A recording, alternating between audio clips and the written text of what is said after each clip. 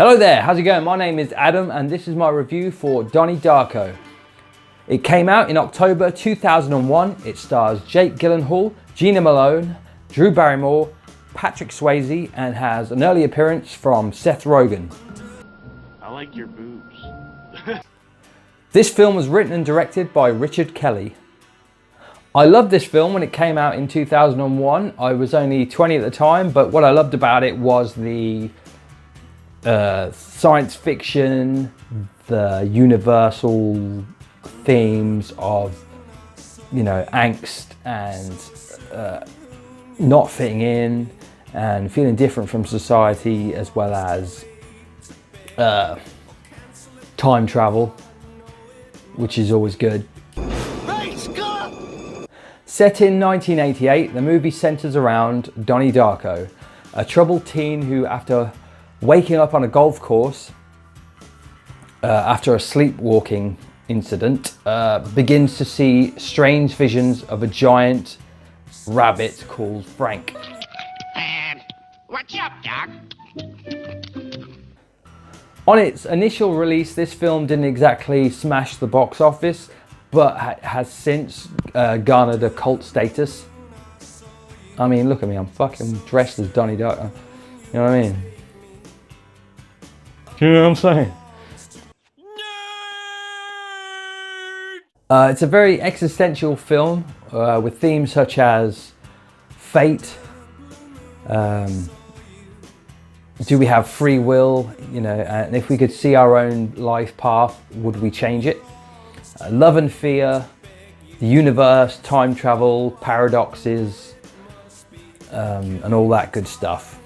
The film has a very dreamlike quality with a fantastically hypnotic binaural beat sounding soundtrack, great cinematography, and also has a great 80s soundtrack. The cover of the Tears for Fears song Mad World was a big hit around the time. I think this was probably because of the era. The 9/11 attacks had just happened and everybody was thinking it's a mad world and all that shit, so yeah, probably because of that. So it charted pretty high. The acting is top notch in this film. Jake Gyllenhaal's portrayal of a mentally troubled teen with a doom-like sense of destiny is really great. Patrick Swayze as a cheesy life coach with a disturbing secret is both comedic and tragic. The theme of destruction of the system and anarchy also runs through the film, as illustrated in the amazing scene where Donnie stands up to Patrick Swayze's character, Jim Cunningham.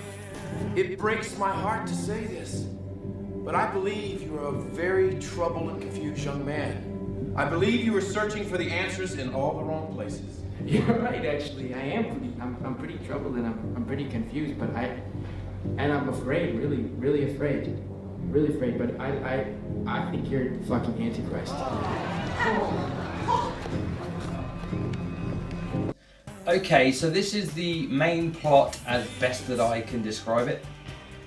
A jet engine has crashed through into another dimension, Donnie's dimension, creating a paradox. It is Donnie's mission, as assigned by God or the universe or whatever, to restore the timeline through a series of events that must occur. There's some pretty trippy scenes where a translucent worm type thing emanates from people's chests, depicting their line of fate, leading from one destined act to another, culminating in a fateful scene with Frank the Rabbit at the end.